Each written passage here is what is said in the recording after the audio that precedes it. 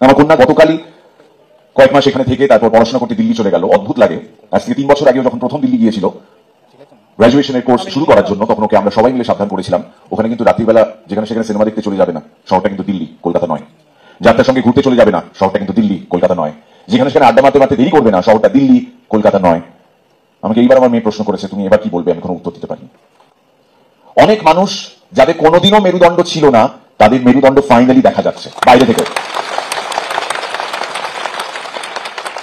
আবার এমন অনেক মানুষ রয়েছেন যাদের কিনা মেরুদণ্ড ছিল, আমরা জানতাম, এটা আমাদের বিশ্বাস ছিল, কিন্তু এই মুহূর্তে L5 L7 কিছু একটা গন্ডগোল দেখা যাচ্ছে, তারা কি করে উঠে দাঁড়িয়ে সত্যি কথাটার পাশে দাঁড়াতে পারছেন না। মানুষকে কেউ তদন্ত করতে বলছে না, কেউ কোনো জবাবদিহি করতে বলছে না, শুধু পাশে দাঁড়াতে বলছে। যে মিটিং মিছিল নিয়ে আমাদের শহর জেরবার থাকতো একটা সময়, এবং আমরা উষ্মা প্রকাশ করতাম, আমরা বিরক্তিসূচক শব্দ ব্যবহার করতাম, গালাগাল দিতাম। আজকে মানুষ ঘন্টার পর ঘন্টা ট্রাফিক জ্যামে আটকে থেকেও এই সহনশীলতার পরিচয় দিচ্ছেন, কারণ তারা জানেন এটা বৃহত্তর স্বার্থে। যে আমার বেশ কিছু শিল্পী বন্ধু যারা সিনেমা, টেলিভিশন, থিয়েটার জগতের সঙ্গে যুক্ত, তাদের কাছে জনগণ জবাব চাইছে, কিন্তু তারা কোনো জবাব দিতে পারছে না, কারণ তাদের আনফর্চুনেটলি টিকিটা অন্য কোথাও বাঁধা, এবং সেই টিকিট জোর আছে বলতে হবে।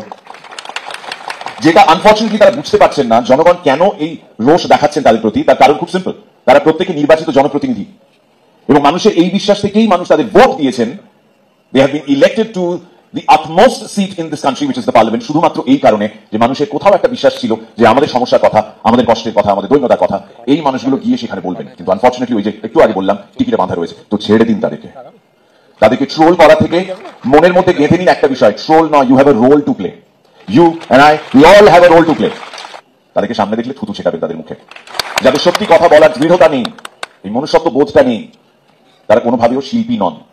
ক্ষমা যাদেরকে করবেন না, তাদের বিরুদ্ধেই এই আন্দোলন চলছে, এই আন্দোলন চলুক। Justice for, justice for, justice for. Thank you so much for this. Thank you.